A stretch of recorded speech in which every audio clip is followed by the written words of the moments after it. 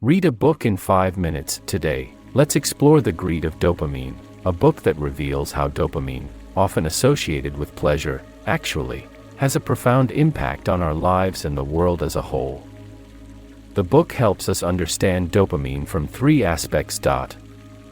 First, what is dopamine? When we look up, we see things like the ceiling, paintings on the wall, and the scenery outside the window, things we need to strive for to obtain. When we look down, we see things like computers, cups, and smartphones, things we already possess. This corresponds to the 2 thinking modes in our brain. Looking down, thinking allows us to enjoy what we currently have and experience satisfaction. The substances that control this thinking mode are known as present molecules, including serotonin, oxytocin, endorphins, and other neurotransmitters.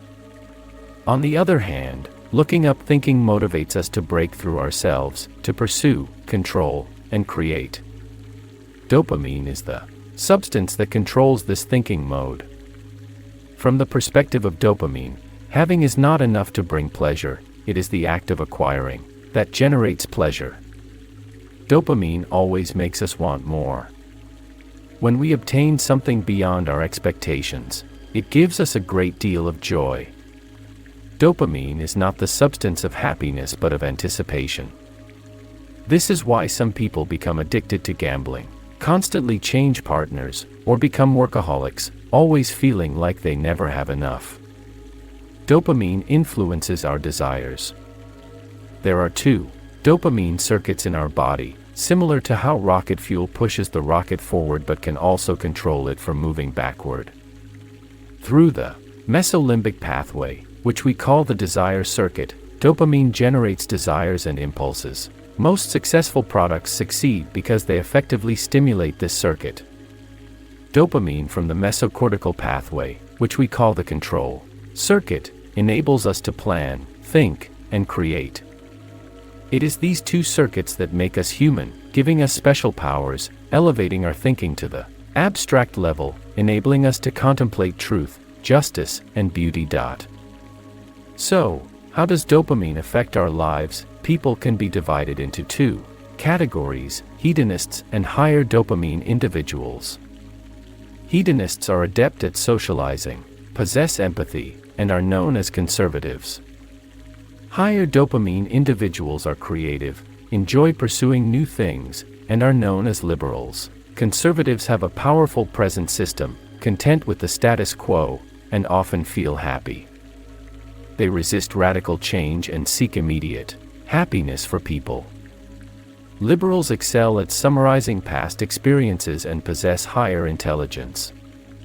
However, high levels of dopamine can inhibit the function of present molecules, which often leads to difficulties in interpersonal relationships. Many celebrities or artists are liberals, making them more susceptible to becoming addicted to the pursuit of money and pleasure, always dissatisfied with the present state.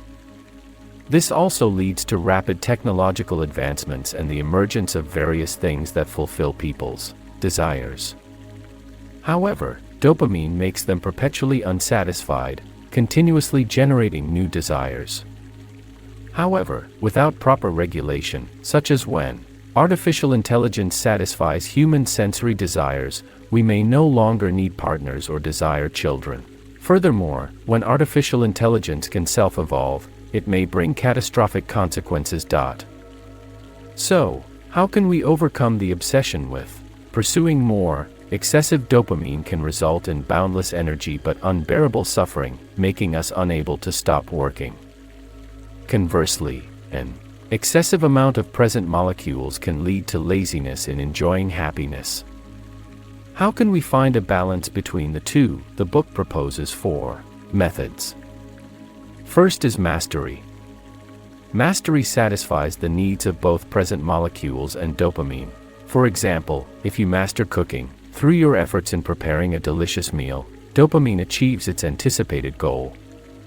At the same time, you fully utilize your physical abilities and the tangible ingredients, allowing present molecules to take effect and enjoy the entire process. Second is paying attention to reality. Dopamine enjoys the prediction error in rewards, and reality is always the richest source of surprises. 4. Instance: when you travel to unfamiliar places, even an ordinary store or a common tree can spark your interest. So, savor your food when eating, appreciate the scenery when going out. Unexpectedly delicious flavors and stunning views allow you to simultaneously satisfy the needs of dopamine and present molecules. Third is avoiding multitasking. Complete immersion enhances almost every experience. Blindly seeking dopamine through multitasking doesn't increase efficiency, rather, it decreases it. In the end, you neither obtain dopamine rewards nor enjoy the happiness of the present moment. Fourth is creation. Creation is an excellent way to combine dopamine and present molecules. Hand drawing, repairing items, and other creative activities allow us to distance ourselves from smartphones and the fast-paced internet world. It requires the coordination of the brain and hands, conceptualizing plans, and transforming them into reality. In conclusion, dopamine plays a significant role in our lives. It drives us to pursue more and continuously create and improve. However, we need to find a balance in our pursuits, appreciate the present, and control the excessive development of desires. By mastering a skill, paying attention to reality, focusing our energy, and engaging in creative activities, we can better balance dopamine and present molecules and experience a more fulfilling and happy life.